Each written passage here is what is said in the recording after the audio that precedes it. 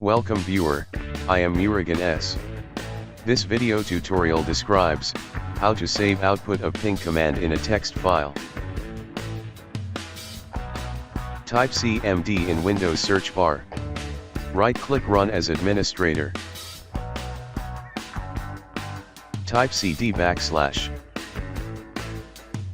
Type CD space users. Type CD space your username. Type CD space desktop.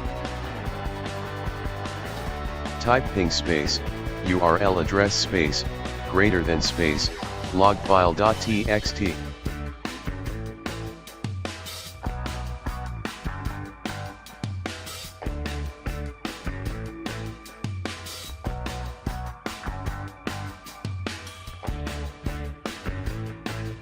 Thanks for watching. I hope this video tutorial helps to solve the problem.